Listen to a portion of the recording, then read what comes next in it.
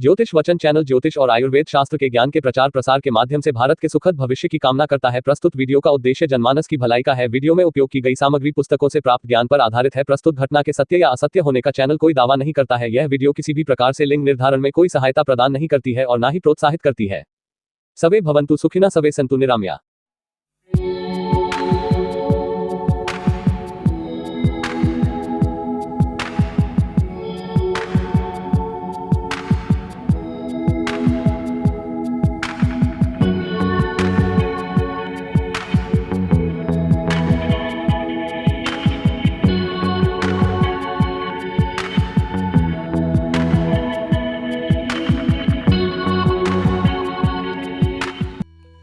एक लड़की जो हमेशा या तो रोती रहती थी या बाइबल की पुस्तक पढ़ा करती थी, और उसके साथ ऐसा क्यों होता था या क्यों ऐसा वो करती थी अपने जीवन में। जब वो बड़ी हुई बचपन से, तो बस यही दो काम वो किया करती थी अक्सर। इन सब के पीछे क्या रीज़न था, क्या कारण था? एक दंपति जिनके पारस्परिक विरोध के कारण जो संतान उत्पन्न होती है, या गर्भाधान और से लेकर के और प्रसव काल के समय तक, यानी कि पूरे गर्भकाल में अगर कोई दंपति आपस में पारस्परिक विरोध रखती है, पति पत्नी विरोध रखते हैं, तो उसका उस संतान पे क्या प्रभाव पड़ता है, क्या असर पड़ता है, वही मैं आज की इस वीडियो में आपको एक दृष्टांत के माध्यम से बताने जा रहा हूं। तो नमस्कार दोस्तों, मैं एस्ट्रोलॉजर सुनील स्वागत करता हूं आप सभी दर्शकों का मेरे YouTube चैनल ज्योतिष वचन में। और साथ ही मैं आपको बोलूंगा कि जो हमारे नए दर्शक हैं वो हमारे चैनल को सब्सक्राइब कर लें और साथ ही बेल आइकन को ऑन कर लें, जिससे आगामी जो वीडियोज होगी उसका नोटिफिकेशन आपको जल्द से जल्द मिल सके। तो आइए शुरू करते हैं। डॉक्टर फूलर का जो मैं अक्सर मेरे वीडियोस में नाम लिया करता हूँ, एक डॉक्टर थे, एक यूरोपियन विद्वान थे। वो उनके जीवन की बहुत सी घटनाओं के बारे में या उनकी रिसर्चों के बारे में मैं आपसे जिक्र किया करता हूँ वीडियोस में। उन्हीं डॉक्टर फूलर का ये सिद्धांत है। उन्होंने कहा कि जो माता पिता या जो दंपति अपने आप में या पारस्परिक विरोध रखते हैं, पति पत्नी हमेशा वैमनस्य की भावना रखते हैं, कभी अपने आप में प्रेम नहीं रखते हैं, उनकी संतान पर किस प्रकार से बुरा इफेक्ट पड़ता है। उनके बच्चे मंदबुद्धि होते हैं, क्यों होते हैं, क्या रीजन है, वो आज के इस दृष्टांत में आप समझिएगा। कि एक महिला अपनी 13 वर्षीय बेटी को लेकर के और डॉक्टर फूलर के पास में उसकी परीक्षा करवाने के लिए पहुंची। तो कहने का मतलब उनसे उसके बारे में कुछ जानने के लिए, कुछ पूछने के लिए कि ऐसा ये क्यों करती है, क्या है, तो पहुंची। डॉक्टर फूलर ने जब उस बेटी को देखा और उस माँ ने बताया कि ये मेरी बेटी या तो रोती रहती है और या ये बाइबल की पुस्तक पढ़ती रहती है, और इसको किसी काम से ये किसी का कहा नहीं सुनती है, कुछ नहीं करती है, और अगर इसको कुछ थोड़ा बोल दो तो ये रोने लगती है, थोड़ा डांट मारो तो ये रोने लगती है, कोई काम नहीं करती है, किसी चीज़ में इसका ध्यान ही नहीं है, गुमसुम बैठी रहती है। जो डॉक्टर फूलर थे वो काफ़ी एक समझदार थे, बहुत सुलझे हुए थे। तो उन्होंने देखा कि उनकी माता पर उनकी निगाह गई। उन्होंने देखा कि माता हेल्दी हैं, अच्छी हैं, सब प्रकार से उनमें किसी प्रकार की कोई कमी नहीं है, तो फिर ऐसा क्यों?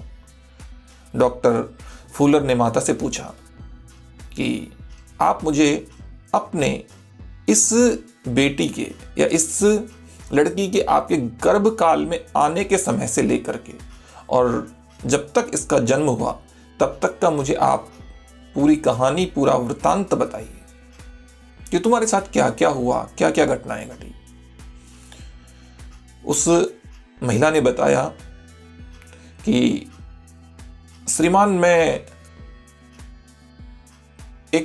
मेरा विवाह एक ऐसे व्यक्ति से हुआ जो बहुत ही मुझे परेशान करता था, और मैंने शादी से पहले या विवाह से पहले उसके दिमाग को समझा नहीं, उसके नेचर को, उसकी प्रकृति को नहीं समझा। और बाद में पता चला कि वो बहुत ही क्रोधी स्वभाव का व्यक्ति था। बेवजह छोटी छोटी बातों पे जिसे बहुत क्रोध आ जाए, एक ऐसा व्यक्ति मेरा पति है। तो जब मेरी बेटी गर्भ में आई तो उसके बाद में मेरे पति की कोई वस्तु मेरे पास में रखी हुई थी और वो मुझसे खो गई, मेरे पास से वो खो गई। कुछ दिवस निकले और मैंने उनको उसके बारे में नहीं बताया, लेकिन एक दिन जब उस चीज़ की या उस वस्तु की जब आवश्यकता पड़ी तो उन्होंने मुझसे उसको मांगा और मुझे बताना पड़ा कि वो मेरे समीप से या मेरे पास से खो चुकी है, गुम हो चुकी है। इस पर उन्होंने मुझे इतना गुस्सा किया मेरे ऊपर और मुझे क्रोधित होकर मार पीट करके और मुझे घर से निकाल दिया। मैं अपने ससुर के पास जाकर के रहने लगी। मेरा ससुर जो था वो एक अलग जगह पे रहते थे, मैं उनके पास में जाकर के रहने लगी।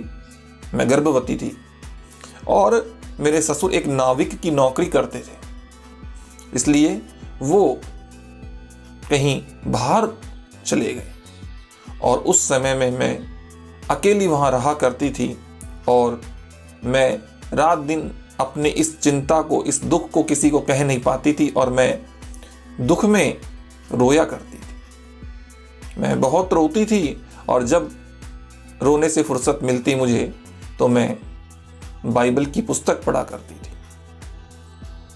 जब समय गुजरा और जब मेरी ये बेटी हुई, जब ये 5 साल की हुई, 4-5 साल की, तो इसमें भी यही बात है कि ये बाइबल की पुस्तक पढ़ने लगी और उससे पहले भी इसका यही रहा कि ये रोती रहती थी और अब भी ये या तो रोती रहती है या बाइबल की पुस्तक पढ़ती रहती है। उस डॉक्टर फूलर ने बताया कि आपकी बेटी को जो परेशानी है वो बस यही है कि आपने जो गलती की है गर्भाधान के समय में या गर्भवती रहने के समय में, आप पति पत्नियों के जो वैमनस्य था, जो आपके बीच में जो झगड़ा हुआ करता था, आपके बीच में जो क्रोध आया या आपने जिस दुख को झेला, आपने जिन परेशानियों को झेला और आपने जो शोकग्रस्त आप रही, आप परेशान रही, बस उसी का ये प्रतिफल है।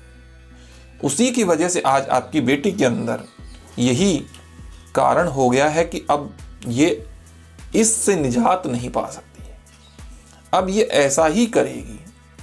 क्योंकि डॉक्टर फूलर कहते हैं कि अगर कोई माता पिता, अगर कोई दंपति, अगर दोनों झगड़ा करते हैं या क्रोध में आकर के एक दूसरे से वैमनस्य की भावना रखते हैं, प्रेम नहीं करते हैं, तो उनके उस गर्भकाल के समय उस पत्नी के या उस स्त्री के चिंताग्रस्त रहने की वजह से, शोकग्रस्त रहने की वजह से, संताप की वजह से, कई बार ऐसा होता है कि अपने किसी निजी जन की, किसी निजी स्वजन व्यक्ति की अगर कोई मृत्यु हो जाए तो उसका शोक, संताप जो होता है, उसकी वजह से किसी भी बालक जो गर्भ में होगा, उस बालक के ब्रेन में, उस बालक के दिमाग में, उसके सर में एक बीमारी हो जाती है और वो बीमारी उसके मस्तिष्क में होती है। उसके मस्तिष्क में एक पानी भर जाता है और ऐसे जो बालक हैं उनके मस्तिष्क के अंदर एक उनकी जो बनावट होती है वो गोल नहीं होती है और उनकी जो परिधि होती है उसकी साइज अगर 20 इंच से ज़्यादा होती है तो ऐसे व्यक्ति या ऐसे बालक, उनको इस रोग का समझना चाहिए। वो इस रोग से ग्रस्त होते हैं और ऐसे बालकों की बुद्धि मंद बुद्धि होती है। ऐसे बालकों की बुद्धि कमजोर बुद्धि होती है, उनका ध्यान किसी भी कार्य में नहीं लगता है। तो डॉक्टर फूलर का कहना है कि माता पिता को, दंपति को गर्भकाल के समय बहुत प्रेम के साथ में रहना चाहिए। किसी भी प्रकार से दुख, शोक, संताप ये नहीं करना चाहिए। तो आज के इस दृष्टांत के माध्यम से या आज की इस एक डॉक्टर फूलर के जीवन की सत्य घटना के साथ में मैं आपको यही बताना चाहता हूं कि आप गर्भधारण से लेकर के या गर्भधारण से पहले ही प्रयास करें। आप दोनों पति पत्नी प्रेम से रहें और क्रोध ना करें, एक दूसरे के प्रति वैमनस्य की भावना ना रखें, क्रोध की भावना ना रखें, झूठ बोलने की भावना ना रखें, ऐसा कुछ नहीं। और किसी भी प्रकार से आपके उस समय में कोई बहुत बड़ी विपत्ति आने पर भी आप शोक संताप जैसे नहीं लाएं। आप खुशी से रहें, अपने दिमाग को सही रखें। यही था आज की वीडियो में। फिर मिलेंगे एक नई वीडियो के साथ में, तब तक के लिए मुझे इजाज़त दीजिए। नमस्कार।